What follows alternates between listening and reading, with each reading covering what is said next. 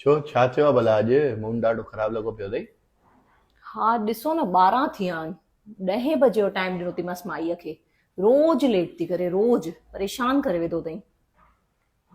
छॾ टेंशन न खण, वटि अची वई।